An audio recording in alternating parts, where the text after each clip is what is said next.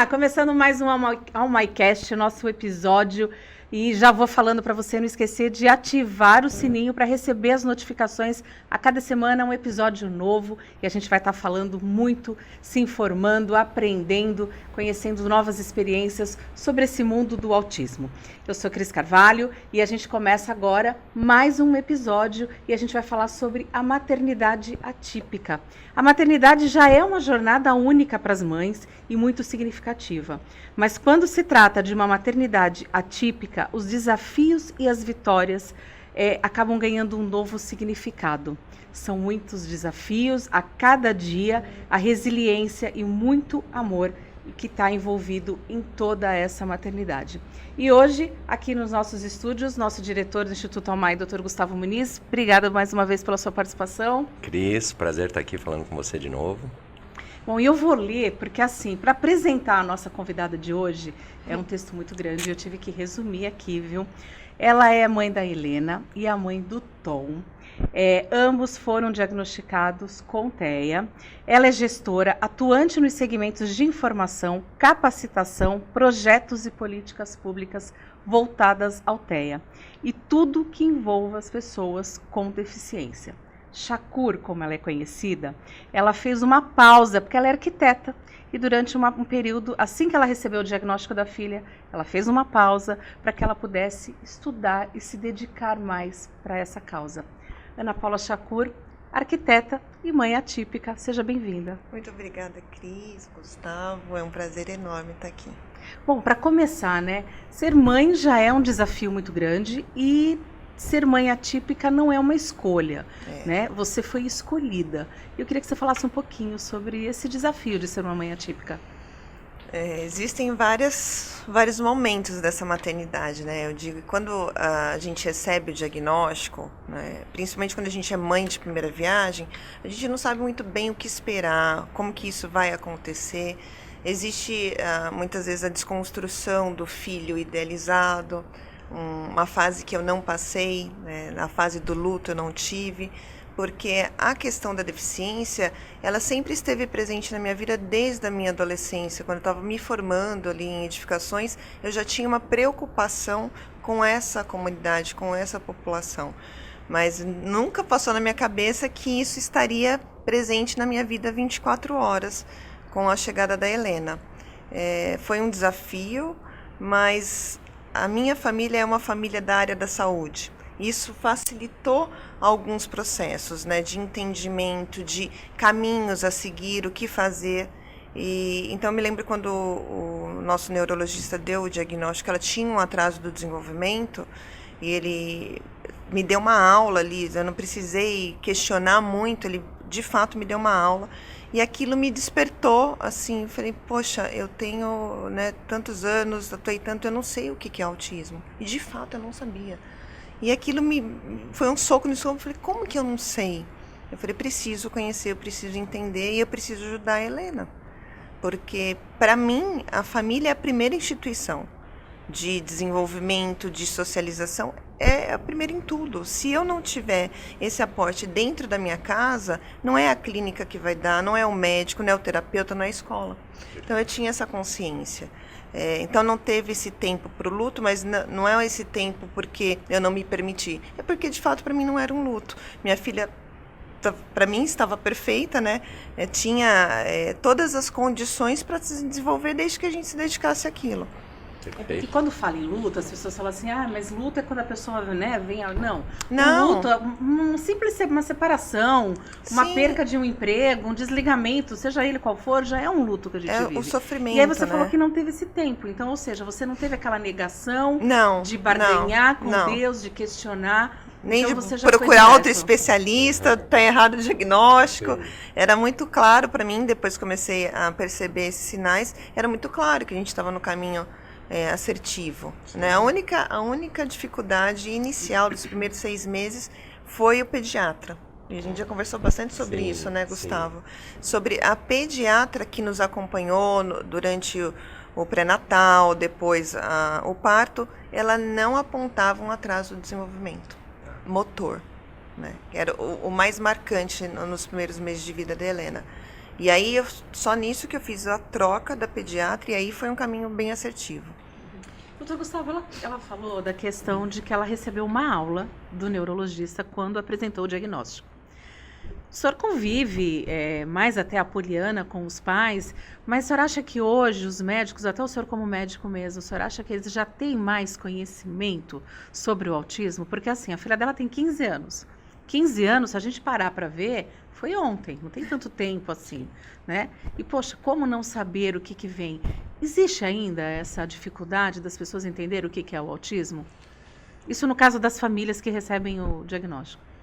Olha, Cris, eu acho assim, hoje, né, com todo esse cenário do número de diagnósticos que está crescendo, eu percebo que a classe médica, principalmente os pediatras, eles estão sendo pressionados, né, pela população para que se atualizem, para que estudem o tema, para que eles possam falar com mais clareza, buscar diagnóstico, porque de fato, há 15 anos atrás, o cenário era outro. Totalmente diferente, né? O número de diagnósticos era menor, a informação das famílias era muito pequena, então o médico acabava ficando numa zona de conforto, acabava o pediatra transferindo, na maioria das vezes, aquela demanda para um neuropediatra, que aí era uma pessoa que tinha mais conhecimento, ou um neurologista que atendia crianças, que também era muito comum, né? E esse cenário está mudando, porque hoje o número de crianças chegando em consultório de pediatria com atraso do desenvolvimento está crescendo muito. Então, vejo que nos congressos de pediatria o tema autismo está frequente. Eram aulas esporádicas e agora são aulas frequentes. O assunto cresceu demais. Então, sem dúvida, os pediatras hoje estão muito mais preparados para poder orientar essas famílias. E a gente tem hoje tecnologia, né? Hoje você tem internet, rede social, Google, YouTube, quer dizer, hoje uma mãe, ela também não depende só do médico para buscar informação. E eu acho isso maravilhoso. Ela não é refém de uma fonte única de informação. Então ela consegue, muitas vezes ela chega no consultório com mais informações, às vezes até do que o próprio médico, enfim. Então acho que esse cenário é muito positivo, né? A informação, ela é a base de qualquer desenvolvimento para tomada de decisão. Então, acho que sim, a resposta é essa. Os médicos estão mais informados e as famílias muito mais informadas também.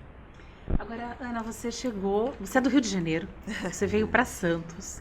E aí, quando você recebeu esse diagnóstico, você resolveu dar uma pausa no teu trabalho, na tua profissão de arquiteta, para estudar mais esse caso, para entender melhor e ver o que você, de repente, até dentro da tua profissão, poderia estar auxiliando não só a sua filha, mas como todas as pessoas. Eu queria que você falasse um pouquinho sobre isso. Cris, como é que foi essa transição?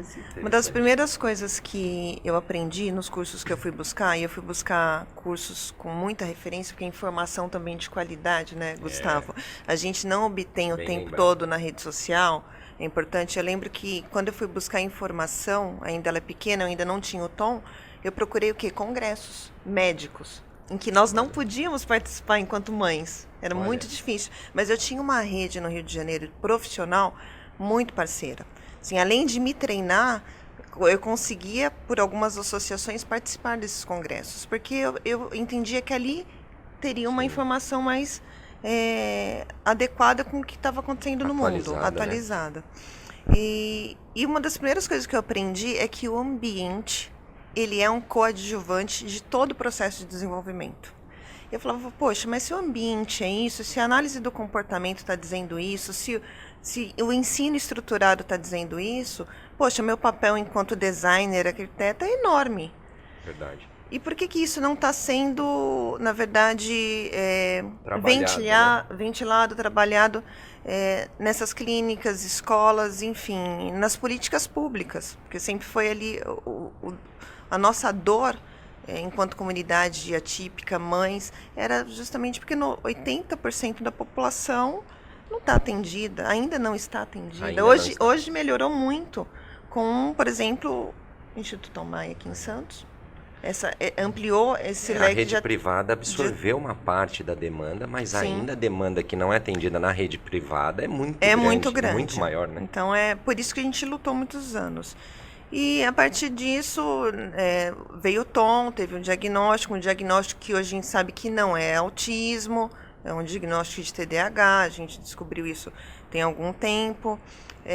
Nessa transição eu decidi me divorciar e já tinha investido todos os recursos possíveis, tivemos uma estimulação, um atendimento no Rio de Janeiro ímpar e que fez toda a diferença nesse processo nosso de mudança. E decidi vir para Santos por conta de um projeto de surf adaptado. Naquela situação eu pensava que se eu não pudesse oferecer nada financeiramente, eu precisava estar num ambiente que eu tivesse como oferecer gratuitamente algo. E a reabilitação através do esporte. E foi assim que eu cheguei aqui em Santos. Isso vai completar 11 anos. E com uma ideia de um projeto, que oferecesse para essas famílias que estão no SUS, por exemplo, uma estrutura mais digna também do ponto de vista arquitetônico. E com isso nasceu o projeto da Clínica Escola Pública para Autistas, que a gente começou, enquanto o Grupo Acolhe Autismo Santos, trabalhar politicamente, mas a gente conseguiu chegar até no item arquitetura. Agora tem um dado, uma história, que eu achei muito interessante. Dentro de toda a tua formação, você já lá atrás, quando você ainda estava se formando em técnica de edificações, 98. você já teve um contato com esse mundo das pessoas com deficiência, né? Então, assim, de repente foi aonde você começou, foi a tua inspiração? Não sei se é inspiração, mas eu vim de uma família muito voluntariosa. A minha família, sempre vi a minha avó, as minhas tias, uma família só de mulheres, sempre muito voluntariosa, se doando muito, né? Minha mãe tinha um trabalho já com idosos, então eu cresci nesse universo. Talvez tenha sido um professor que tenha sido isso que tornou esse caminho menos doloroso, porque aqui eu não quero romantizar o autismo. É difícil, é complicado, tem as suas questões, principalmente quando a gente tem um grau de severidade maior, mas também tem a questão da gente ressignificar tudo isso e não parar, e seguir. É porque eu lembro que eu estava vendo a sua história e você falou que tem um professor que ele tinha, acho que, problema de visão. Sim. E ali você já... Olha que interessante, né? A gente vai buscando as então histórias, isso que eu queria né? que você falasse, porque é interessante para ver que uma pessoa com uma deficiência, um problema de visão, ele foi um professor que te inspirou. No colégio técnico, eu tinha um professor de uma disciplina que ele tinha cegueira total. E aquilo, para mim, era muito louco, porque a gente falava e ele respondia com o nosso nome. Eu falava, gente, como que ele tem todo esse... Como ele supera essa situação toda e essa consegue ser tão percepção, dinâmico, né? E funcional, né? Exatamente. E aí eu me lembro que eu pegava ônibus com ele. Eu morava na Lapa, estudava em Barueri. A gente pegava ônibus juntos. Ele tinha uma assistente, né? Uma assistente que o acompanhava nesse trajeto e que na sala de aula muitas vezes precisava estar ali por conta de provas. Sim, mas engraçado, né? Nós tínhamos o quê? Eu tinha 14 para 15 anos e a adolescência da minha época é muito diferente da adolescência de hoje. Então a gente tinha uma consciência diferente. Muitos de nós trabalhávamos já à noite. De dia e estudávamos à noite. Assim, a gente tinha um respeito por ele, por todo esse trabalho, que eu penso que é bem diferente do que a gente tem hoje, dos resultados que a gente tem em escola. Então, aquilo certamente foi um viés que potencializou esse meu desejo de estar mais próximo da comunidade da pessoa com deficiência. Né? Agora, você é muito envolvida, como você falou, nas questões de políticas públicas, né? E aí, quais são as principais alterações, mudanças que precisam ser feitas na sociedade como um todo para que tenha mais acessibilidade, não só para as pessoas com autismo, mas no geral? Primeiro porque a deficiência é uma condição humana. A gente precisa vencer essa barreira de pensar a deficiência como uma questão que a gente traz de nascimento. Não, a deficiência ela não é inerente a nossa vida. A gente, em algum momento, pode se tornar uma pessoa com deficiência, né? Por conta né? Ninguém quer que, não só o envelhecimento, você vai ter ali, às vezes, sua visão, audição diminuída, a sua mobilidade reduzida, mas a gente não está livre, Deus, né, me livre de um acidente, um AVC, Nós todas as questões em qualquer momento, nos tornar dependentes. Exato, pessoas com deficiência. Exato. E aí o que a gente precisa, primeiro, quebrar essa barreira do que é a deficiência e de que ela pode estar presente na vida de qualquer um de nós. Se a gente pensa assim, a gente começa a pensar numa sociedade mais inclusiva, mais acessível e caracterizar essas ferramentas como viscerais para a gente ter uma vida com mais qualidade. Muito se foi conquistado em políticas públicas de 20 anos para cá.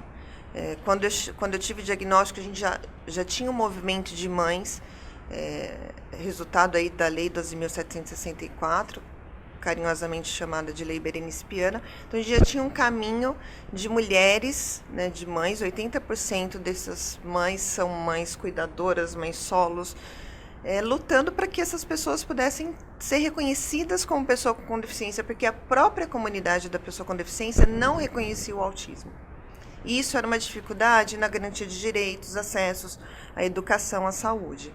Então, eu chego num momento em que a lei já está tramitando, a primeira lei de expressividade, e a gente começa a se envolver nesse processo no Rio de Janeiro, em São Paulo, em Santos. Então, muito se foi conquistado em leis. Eu acho que nós temos as melhores leis, pensando inclusive a inclusão, em relação a outros países. A nossa dificuldade é tirar essas leis do papel. E o nosso trabalho em Santos foi provar que quando a gente tem um propósito que é único, genuíno, não existe, por mais conflitos de ideias que tenhamos, a gente consegue entender que juntos a gente pode mais, juntos a gente vai beneficiar o maior número de pessoas, a gente consegue tirar muita coisa do papel. O resultado disso não é só a Clínica Escola do Autista. Nós construímos uma política que não existia em Santos. Uma política dedicada ao autismo, mas que a gente entendeu no meio do caminho que não era só para o autismo, era para outras questões, outras deficiências. Então, a gente foi abraçando essa comunidade de alguma forma. Legal. Doutor Gustavo, alguma pergunta para a nossa convidada? Olha, eu fiquei impressionado com essa fala de que realmente, acho que se a gente discutir mais o fato de que nós, que estamos hoje numa situação confortável, independente, sim, podemos a qualquer momento nos tornar pessoas com deficiência, dependentes, por N motivos, isso ajuda muito a convencer a população a aderir, né, a políticas visando esse tipo de situação. Porque, de fato, quando o problema é só na casa dos outros, né, eu fico numa zona de conforto e muitas vezes não me posiciono. Exatamente. Então, acho que essa sua fala eu vou levar comigo e vai ser impactante, porque de fato é isso. A gente fala, mas um dia pode ser na sua casa mesmo, né? E pode ser com a gente. Acho que isso é importante. Exatamente, nessa questão da gente poder acabar se tornando, até porque a gente vai chegar uma hora que a gente vai ter uma certa limitação, sim, uma série de coisas. Se nada acontecer, a gente vai envelhecer e vai ficar limitado. Exatamente, pela idade. Mas é aquela coisa da empatia, né? Que nem o doutor Gustavo falou. Você se coloca na zona de conforto e isso é um problema do outro. Não, é um problema de todos nós. Né? É um problema de todos nós. É uma questão a ser trabalhada, né? E também a gente tem que pensar de uma outra perspectiva. A pessoa com deficiência, hoje, ela ocupa muitos lugares, muitas posições, inclusive de destaque, não só no esporte, que a gente tem um investimento em esportes paralímpicos, mas a gente tá tendo essas pessoas ocupando posições na política, posições no terceiro setor, um empoderamento da pessoa com deficiência, e também a gente começa a deixar de pensar como um problema e começa a ver como uma pessoa com potencialidades diferentes. Exato. Isso é importante também a gente deixar. E se a gente investe em saúde mental, provavelmente a gente vai envelhecer menos dependente, com uma menor probabilidade de deficiência. Exato. Então, é um tema que a gente falaria aqui horas e horas. E um ponto importante é que, assim, eu acho que se você tem oportunidade de conviver com algum tipo de deficiência ainda na fase infantil, de você, de repente, ter um familiar, Exato. alguém ali que tem uma deficiência e você acompanha. Eu tive a minha madrinha teve paralisia infantil, e era uma época em que não existia a vacina, e ela usava não lembro, na perna, ela conseguia andar Uma certa prótese. época. Uma prótese. Tipo, não era bem uma prótese, mas era eu não lembro, pode ser que seja uma prótese. E depois ela ficou em cadeira de roda muitos anos. A minha parte de adolescência em diante, ela ficava na cadeira de roda. Então existia aquela limitação, ela não podia ir nos meus aniversários. Quando eu ia fazer, de repente, porque eu morava em apartamento, então Existiam eu tinha que fazer. as barreiras. Tinha um monte de barreiras. E isso me ajudou a ver o outro de uma outra forma, que nem todo mundo tem a mesma possibilidade que é o que o Dr. Gustavo falou. Mas, assim, as pessoas precisam ter essa empatia. E uma coisa que a gente vê que acontece muito, por exemplo, não é difícil você estar num shopping, por exemplo, e de repente você olhar aquela criança e aquela criança entrar e começar a gritar, a espernear, a se jogar no chão, e as pessoas criticarem, né? Sim, tá vendo? A criança é mimada, a criança é isso. E não é. Eu queria que você falasse um pouco dessa experiência, porque isso acaba sendo, é um problema daquela criança, que precisa ser, de repente, um barulho que está fazendo mal para ela, algum gatilho despertou e ela entrou numa crise. Uma crise. E aí, pensando nisso e nas pessoas que têm síndrome do pânico também, você criou aí uma sala sensorial de acomodação, né? Na verdade, são diretrizes baseadas em evidências. Quando eu comecei a me questionar sobre o ambiente, eu descobri que tinha uma arquiteta no início da década dos anos 2000, no Cairo, no Egito, já estudando o ambiente e o impacto nas pessoas com autismo, justamente porque ela foi desafiada a fazer um projeto de uma escola dedicada ao autismo. Dedicada a pessoas com autismo. E aí que eu falo que a nossa política ela sai na frente, porque a gente não consegue hoje pensar numa forma segregatória, né, de ter todos ali num lugar, porque a gente sabe que as pessoas aprendem por modelo, por repetição. Então, aprende com os pares. Eu, por isso, sou uma defensora da escola regular. Não, de forma alguma, diminuindo a importância que as escolas especializadas tiveram e ainda têm. Mas eu acredito que essa convivência, que esse aprendizado, ele é muito mais rico quando a gente está para fora dessa bolha, fora da nossa bolha. Então, já tinha alguém estudando e transformando isso em conteúdo científico. Eu só peguei algumas diretrizes e apliquei para a nossa realidade, para o nosso contexto político, social e econômico. Como que a gente poderia pensar essa acessibilidade sensorial, já que 90% das pessoas com autismo vai apresentar alguma disfunção da integração sensorial. Essas salas, que de fato, para mim, o nome mais adequado são salas de acomodação sensorial, diferente de uma sala multissensorial, de uma sala sensorial ou de uma sala de integração sensorial, a função dela é acolher aquele indivíduo no momento da crise, providenciar um conforto no sentido da propriocepção e de mínima permanência, porque o que a gente quer? A gente quer que essa família não tenha que sair do shopping, do supermercado ou do seu trajeto no dia a dia por conta de uma crise. A gente quer oferecer um espaço que ela possa ali se regular em tempo hábil de retornar às atividades. Legal. E é isso a proposta da sala de acomodação sensorial. Então, foi um trabalho aí praticamente de 5 anos com o metrô de São Paulo. Eu sou consultora do metrô. Para a gente pensar nesse projeto piloto numa estação complexa, então a gente estudou muitas coisas. E fazer como piloto. Então, tem 1 ano de sala de acomodação sensorial com feedbacks extremamente positivos. Elas estão em algumas estações? Hoje ela ainda está em uma única estação, que é a estação Tatuapé, porque é uma estação de integração com a CPTM, com um ônibus, né, o transporte metropolitano. Esse projeto ele foi acolhido pela Secretaria do Estado da Pessoa com Deficiência e pela Secretaria de Transportes Públicos. Então, foi um trabalho muito rico, e que agora, depois de 1 ano, a gente vai começar a replicar. A levar isso para outras estações e outros espaços públicos. Isso. Por exemplo, um shopping, maravilhoso. Sim. Isso. E é importante, porque assim, eu citei como exemplo, no caso, a criança, que às vezes ela entra em crise, que é comum, a gente não é uma coisa tão difícil de se ver.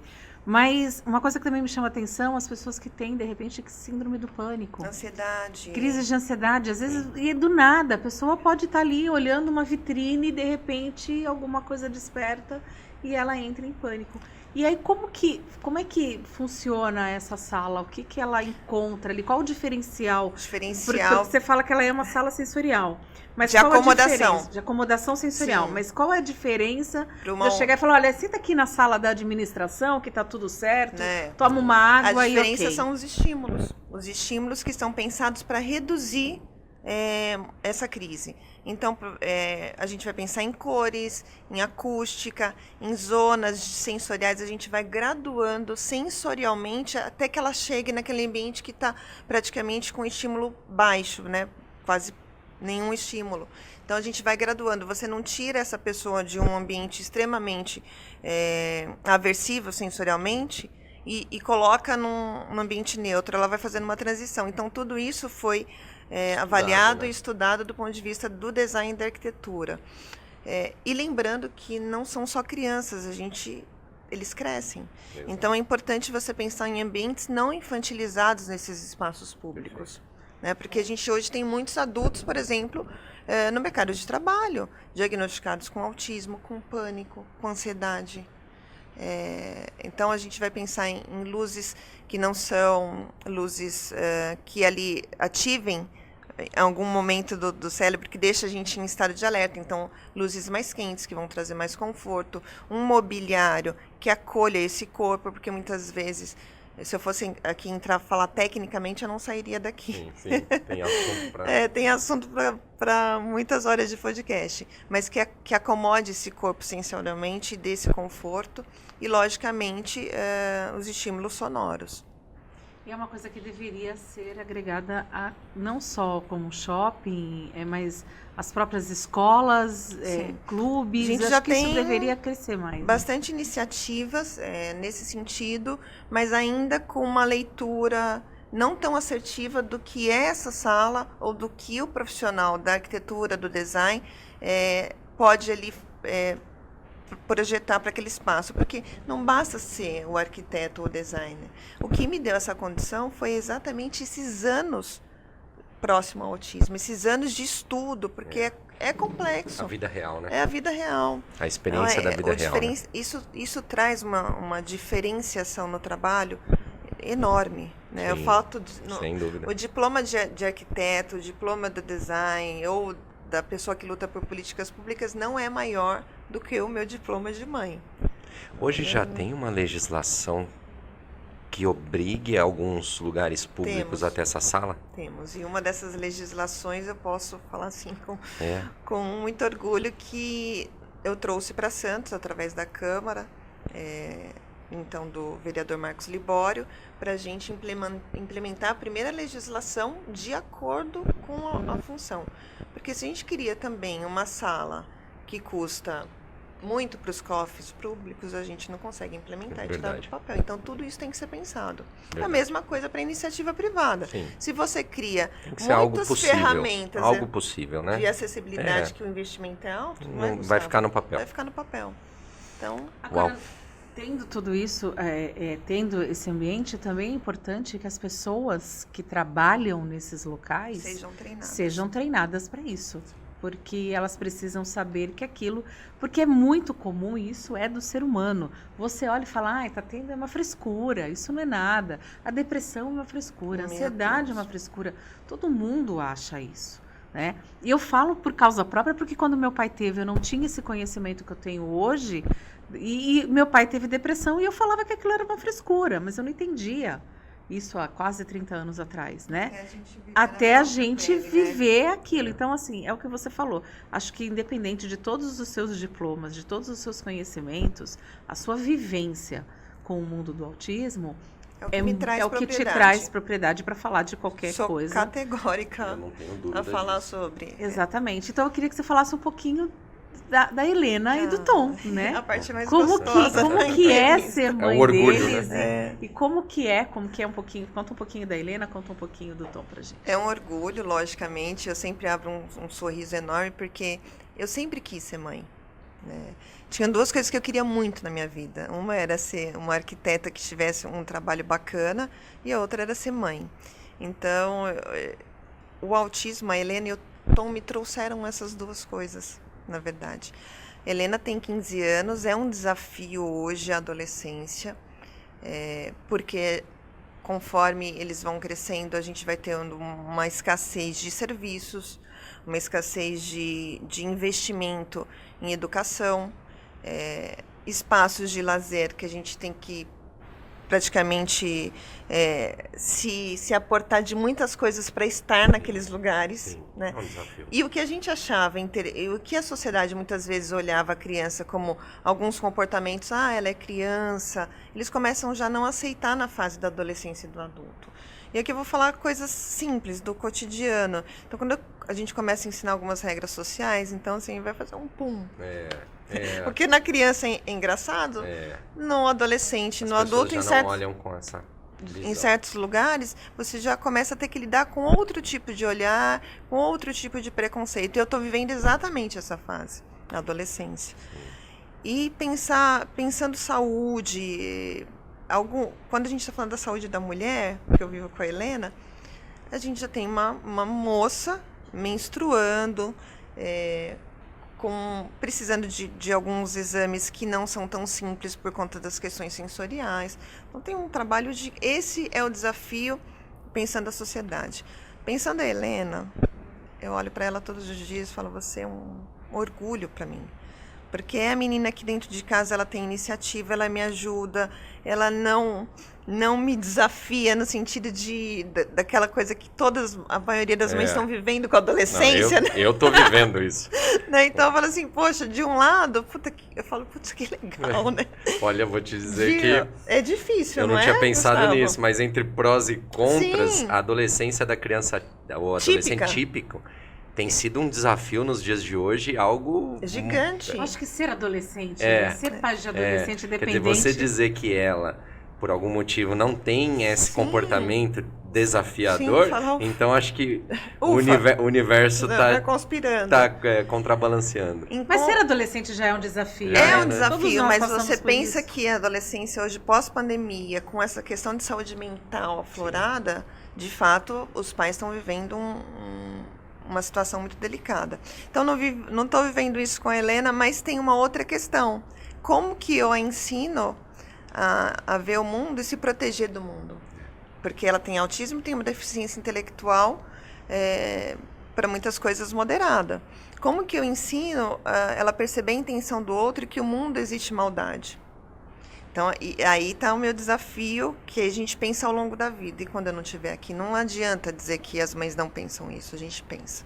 Eu acredito que seja talvez uma angústia. Angústia. Talvez a maior delas, né? Só que o exercício que eu faço diário é não pensar nessa angústia e buscar possibilidades do que fazer. Já o Tom é um menino que a gente descobriu que não era autista e tinha TDAH.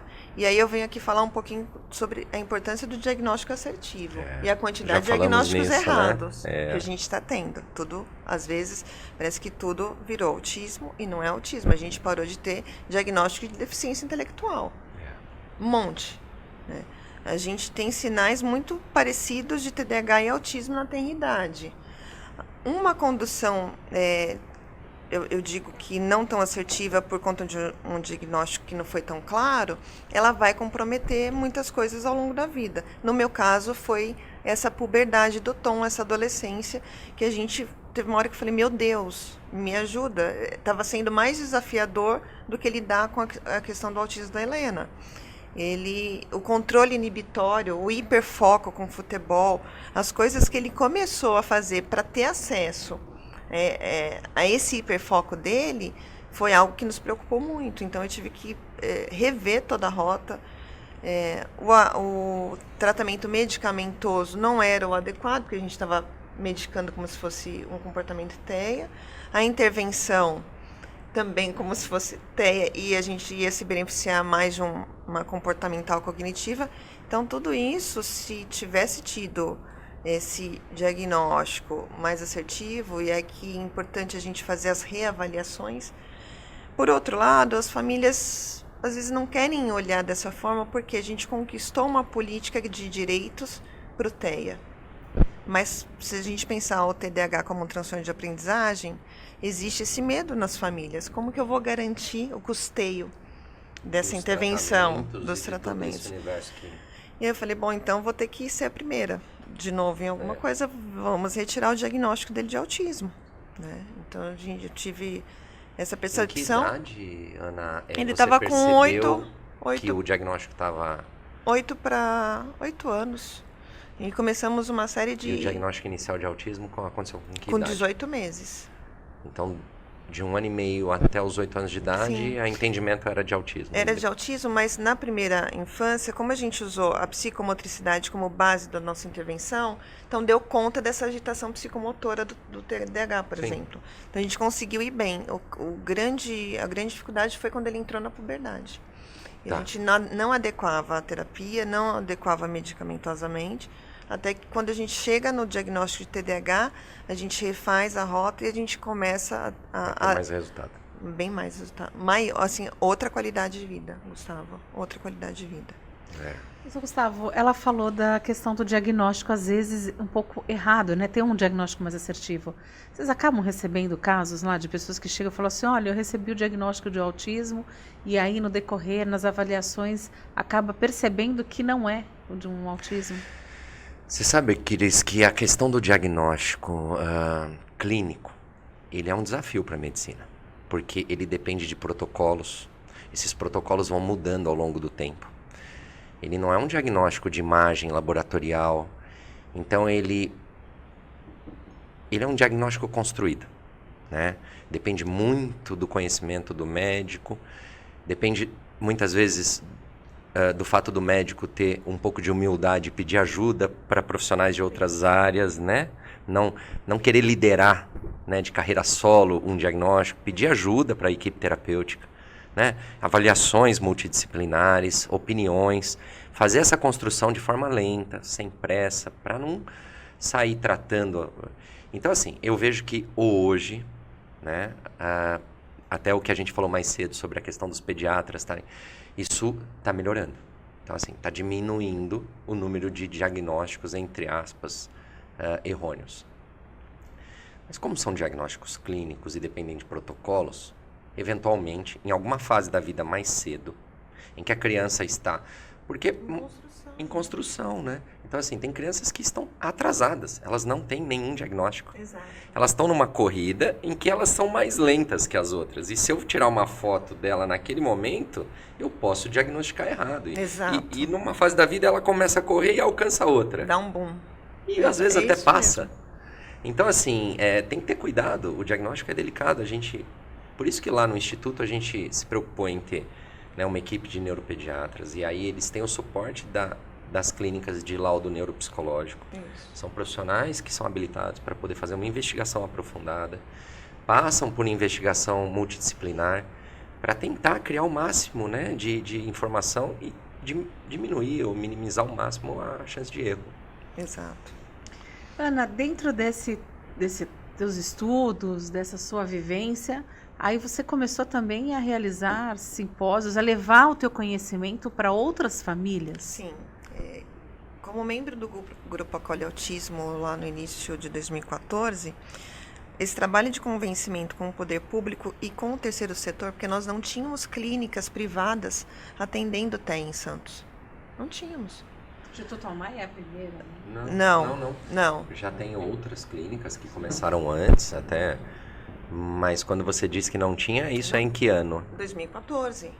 Para você ver que... Tinha. 10 anos atrás. Você vê que é tudo muito recente. Muito recente.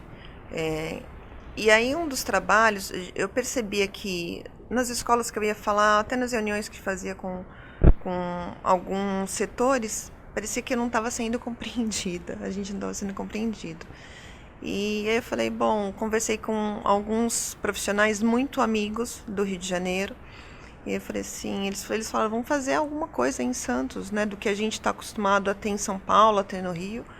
E aí eu falei, vamos, né, de que forma? E aí bati aí na porta de um hotel, não tinha nenhuma intenção de que isso virasse o meu negócio, e é um negócio que muitas de nós acabamos tornando isso um negócio para dar conta financeiramente da nossa dinâmica de vida, que muitas vezes não se encaixa num trabalho mais formal.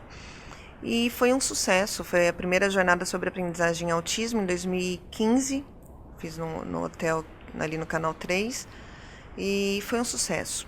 80% do meu público eram professores da rede pública, acredite se quiser.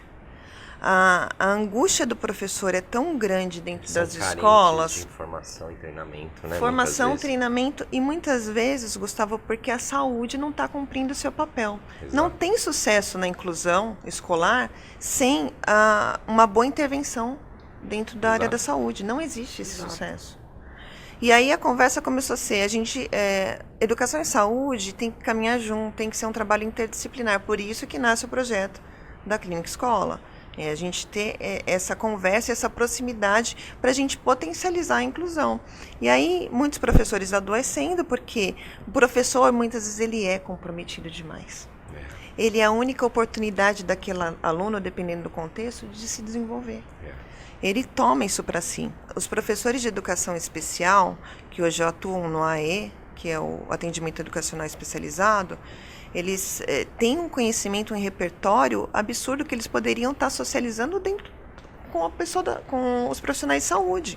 Essa troca é importante para que a gente tenha dentro da sala, por exemplo, regular, qualidade desse tempo que o aluno está ali. Essa aprendizagem ela tem que acontecer também em esfera pedagógica. Então, todo esse trabalho é uma construção. A Shakur e Shakur nasceu justamente dessa construção, primeiro de convencer o poder público e depois de ter a consciência que a gente poderia trazer qualidade de quem ia falar, de quem ia formar, para a Baixada Santista. Perfeito. Agora, o nosso tema de hoje é a maternidade, né? Sim. Então, não tem como a gente deixar de falar um pouquinho de vocês, mães, também, né? Sim. Então, além de estar levando essa experiência... Como é que é? Você falou uma coisa muito importante da saúde mental. E é um assunto que está hoje em voga, porque assim, a saúde mental não é só para famílias atípicas, a saúde mental é para todos nós. A gente tem que ter uma saúde mental para que a gente possa levar a nossa vida, ter uma vida saudável, e vocês mães também. Sim. Né? Se vocês não tiverem com a saúde mental de vocês em dia, vocês não conseguem um resultado para o filho de vocês. Vocês têm que estar bem para poder estar atendendo aos filhos de vocês. Até uma coisa que a gente sempre comenta aqui, falamos em episódios anteriores, o Instituto Almai realizou um evento pensando na saúde mental dos pais, das famílias atípicas. Como é que você cuida da sua família, da sua saúde mental? Com terapia. Com terapia e me proporcionando momentos de lazer. Não é à toa que há tantos anos eu escolhi cidades litorâneas para morar. Porque você vive o autismo 24 horas, né? Vida, qualidade de vida, né? Decidi sair de São Paulo início de 2007 para morar no Rio de Janeiro, uma cidade que eu falo que é a minha cidade do coração, assim, sou carioca de coração, justamente por esse ambiente que muitas vezes a gente olhar para o mar, sentir aquele cheiro, tem tudo a ver com o sensorial, às vezes ele promove esse bem-estar. Então você não precisa de grandes recursos financeiros para cuidar da sua saúde mental em cidades como a nossa. A gente, não é verdade? Uma caminhada. Isso, muito recurso, né? Exercício, atividade física na praia, então isso já promove saúde mental. Alguns gatilhos, às vezes vão dizer pra gente, mães atípicas, que a gente vai precisar de um cuidado profissional. Eu passei por isso, até então eu não compreendia muito o luto, a aceitação, a depressão de muitas mães, não só do meu grupo, de outros grupos, eu não entendia muito bem até eu passar por isso. Né, aquela coisa. Mas o meu gatilho nada teve a ver com a minha maternidade, né? Foi uma situação adversa que eu vivi e que foi um gatilho ali para uma depressão pós-trauma. E aí eu falei, nossa, o quanto é sofrido. E aí resolvi investir mais em uma ajuda profissional, em terapia. E hoje eu falo, não deixe de fazer minha terapia de jeito nenhum, de jeito nenhum. E esse acolhimento que o Instituto Almai oferece para as famílias, né? Importantíssimo. E essa parceria, porque assim, é preciso também lembrar que aquela mãe, aquele pai, aquela família, ela também precisa de uma estrutura para que possa, e você no teu caso, Shakura, você acaba vivendo não só 24 horas por causa dos seus filhos, você vive esse mundo, mas o teu lado profissional também. Sim, meu trabalho como empresária, mas também meu trabalho social, né? Meu trabalho voluntário. É uma luta constante. Com famílias mais vulneráveis. Nós não tínhamos nenhum programa que olhasse para as mães ou para essa família, porque aquele atendido da clínica, da escola, ele não está sozinho, né? Ele, como eu falei no começo, a família é a primeira instituição. Então, se essa família não está saudável, e você pensa que 80% dessas mães são solos, os maridos abandonam essas mães. No meu caso, eu decidi me divorciar e ter essa maternidade solo. É um cenário que você fala assim, em algum momento a dor vai bater na tua porta. A gente precisa de cuidado. Nós não tínhamos esse olhar. Começamos a ter algumas iniciativas de treinamento parental, de programas vindo para o Brasil, até pela Organização Mundial de Saúde, com alguns institutos, e essa conscientização ampliou, e eu fico muito feliz de saber que a Almai hoje tem esse olhar e esse acolhimento para as mães, porque uma mãe saudável, a chance da gente ter uma criança com melhor desenvolvimento é muito maior. E nós percebemos, Cris, que assim, as mães elas estão tão envolvidas no cuidado com os filhos que elas adoecem e não percebem. Muitas vezes precisa que alguém em volta traga ela para uma palestra para despertar nela o interesse de se cuidar. Se a gente ficar esperando ela pedir ajuda, às vezes isso não acontece. A gente percebeu isso no Instituto. São muitas mães sofrendo com alguns transtornos por causa de ansiedade, pânico, angústias, enfim. Só que elas, se você simplesmente ficar observando, elas não vão pedir ajuda e não vão conseguir individualmente procurar ajuda. Então, a ideia desses eventos, né, que você traz para uma palestra e dali conduz, cada uma individualmente vai buscando muitas vezes o seu tratamento, enfim. A ideia não é tratar cada uma das mães, a ideia é dizer qual o caminho, despertar para o caminho de tratar, né? Isso tem dado um resultado maravilhoso. Eu tenho visto isso já acontecendo na prática. E uma coisa que o Gustavo falou que é importante, a gente não percebe que adoece. É verdade. Não percebe. Não percebe. Não percebe. A gente está tão envolvido com o dia a dia e nós, típicos, também Sim. não percebemos. A nossa ansiedade a gente não percebe. Quando vê, alguém tem que falar. Alguém tem e se você não tem uma rede de apoio em volta, ninguém fala. Exatamente. E você vai adoecendo mais. E aí leva para um outro caminho que ainda é um cenário que ele cresce, que o sofrimento é tão grande, ela não sabe como lidar com aquilo e ela decide que não quer mais viver. E a gente tem um índice enorme. É muito grande. E outra coisa, precisa também ter esse olhar, como o doutor Gustavo falou, que alguém tem que chegar e falar, mas tem que ter esse olhar. E às vezes... Esse cuidado, né? Muita gente não olha essa família típica, né?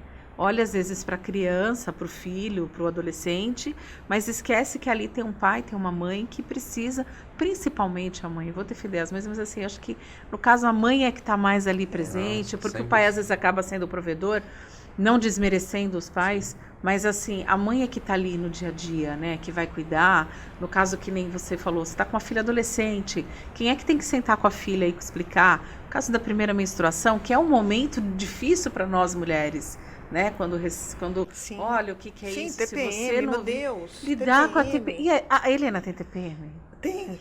Como que é a TPM da Helena? A TPM da Helena? Não, isso não é porque ela não, é porque assim, é uma coisa que a gente pergunta com todo mundo. Ela tem hormônios como todo mundo. Todas as mulheres. Ela fica chorosa, né, e às vezes muito irritada. E aí é nessa hora que ela tá muito próxima da adolescente típica. E às vezes ela faz alguma coisa e tenta brigar comigo, mas, né, de uma forma que você fala assim, que bonitinha, né, mas você fica firme. E vai pro quarto e fecha a porta. Olha, aí você percebe que já é uma TPM. Já tá ali perto da TPM. E ela fica muito falante. Fala. Às vezes fala o dia inteiro. São já sinais de que ela tá ali na TPM. E o chocolatinho resolve? Resolve. Porque a gente tem aquela coisa Resolve. de chocolate. Resolve tá tudo chocolate, resolve sair, resolve passear, ver gente, resolve, ajuda bastante. certo. Tá vendo? Chocolate, né, doutor Gustavo? maravilhoso. Bom ouvir isso, né? É um remédio de fácil acesso, né? Nossa, olha, Não eu precisa nunca, de receita controlada. eu nunca me esqueço quando eu ouvi de um médico, uma vez que eu precisei fazer uma ultrassom na época de gestação, ele falou assim, olha, se você quiser saber o sexo do bebê, você come chocolate na hora que você for entrar para fazer a ultrassom. Aí eu falo isso para todas as minhas amigas hoje, quando alguém fica grávida, Reduz a olha, ansiedade. vai entrar para comer, quando o médico falar fulano de tal, você já vai lá e come um chocolate que o bebê vai ficar mais Ansiedade. espertinho. Aí E dá aí pra ele- relaxado, dá pra ele ver no relaxado. Isso que é exame. né? verdade, isso que é verdade. Depois Vê eu no perguntei exame. numa entrevista, eu falei, olha só, tá vendo? O chocolate tem seus benefícios. É. Bom, já quando a gente nosso tempo está meio esgotando, mas eu queria que você falasse um pouco da tua experiência do autismo no adulto, que você também tem um lado de escritora, né? Você é coautora de um livro E aqui. que foi. Queria que você falasse primeiro da tua experiência do autismo no adulto. E que foi já uma conversa que eu fiz com o Gustavo logo quando nós os conhecemos, que eu falei assim para o Gustavo, a gente tem que pensar a adolescência e os adultos. E a gente tem que pensar os adultos em um recorte de adultos dependentes, níveis mais graves de autismo com deficiência intelectual.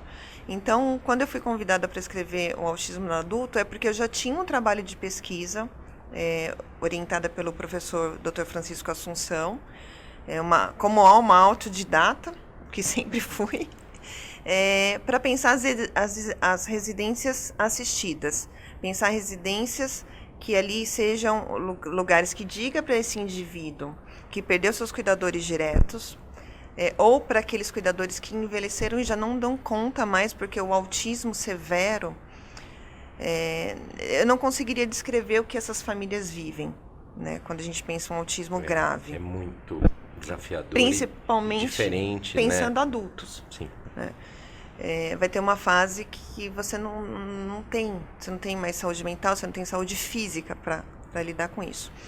E aí, na contramão de uma política que a gente tem hoje de residências inclusivas, porque a residência inclusiva ela não acolhe essa severidade, porque eu preciso de um aporte, eu preciso de uma estrutura de RH, Sim, né, sim. para acolher.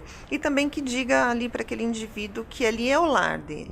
Né? Ele não vai viver 24 horas ali dentro. Dali ele vai sair para ter alguma atividade ou para fazer a sua intervenção, porque o adulto ele necessita da intervenção ao longo da vida. Para a gente pensar em programas de convivência, em programas que ensinem minimamente algum ofício que ele possa participar da sociedade, rentabilizar. Em níveis mais severos isso é possível, sim. E aí eu faço um recorte pensando o espaço, a materialidade desse espaço, para primeiro oferecer segurança nessa residência e promover tudo isso que eu falei, como que a arquitetura pode contribuir nesse processo. Então eu me sinto honradíssima, porque sou a única arquiteta que escreve no meio de doutores, mestres que para mim foram professores, e tem essa relevância de ser uma surpresa para nós o Jabuti Acadêmico na categoria Medicina 2024. Então, E tem Incrível. outro livro também que é Arquitetura Sensorial, né? sim, que é arquitetura.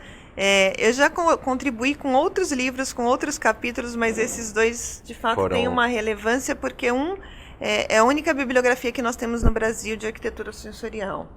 E a autora dele, a Juliana Neves, quando eu estava trabalhando no convencimento da clínica escola, pensando em arquitetura, foi uma pessoa que eu cheguei, porque eu falei, poxa, a gente só tem literatura de fora do país. Como que eu vou falar assim, olha, tem alguém no Cairo, no Egito, fazendo isso?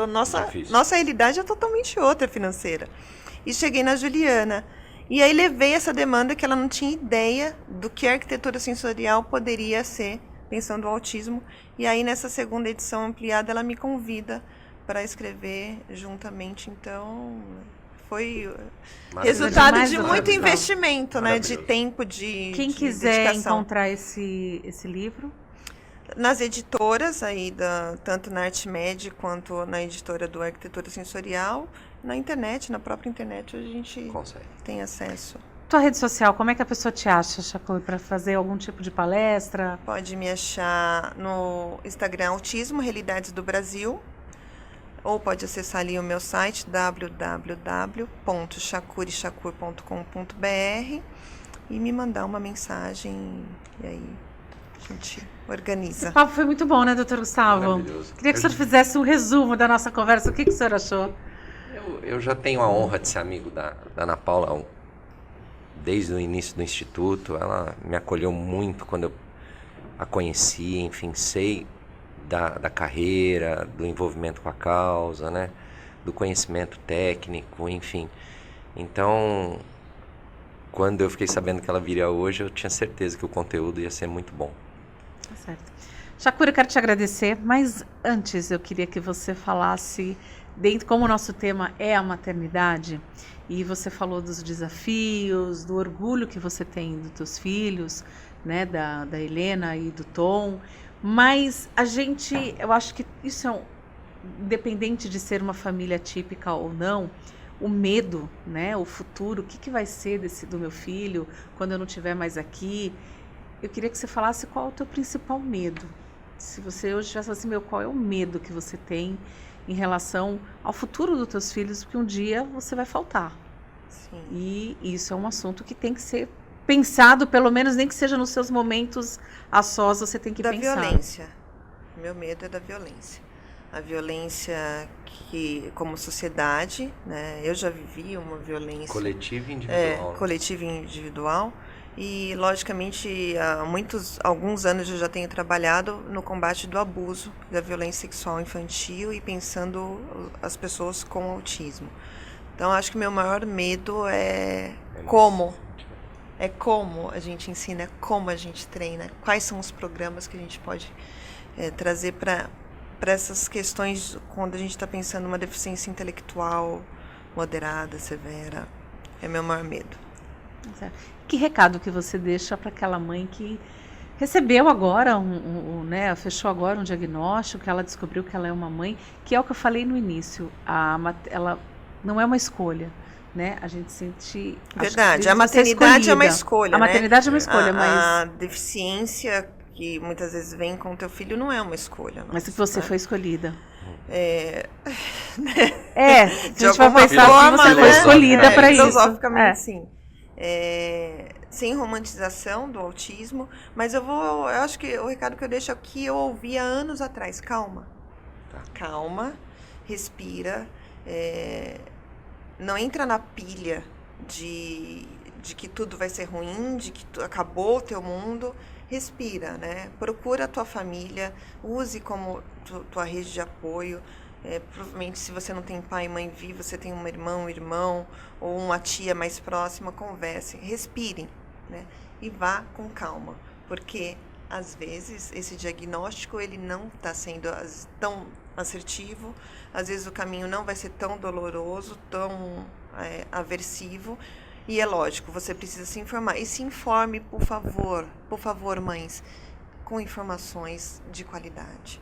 A internet é excelente, a rede social é maravilhosa, mas busquem referências nessas informações. Perfeito. Tá certo.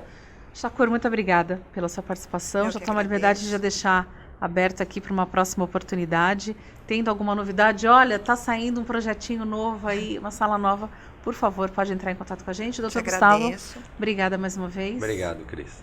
E aí, tá aí. Esse foi o nosso AllMyCast. Se você quiser saber mais um pouquinho desse mundo, acompanhe os nossos episódios. E se você quiser também saber um pouquinho sobre o Instituto AllMy, o endereço está aí no seu vídeo, tem o nosso QR Code, é só você colocar o seu celular ali e você vai ter acesso a todas as informações do Instituto AllMy. Eu fico por aqui. Próxima semana a gente tem um novo episódio para a gente estar falando mais um pouquinho sobre o autismo aqui no meu, no seu, no nosso AllMyCast.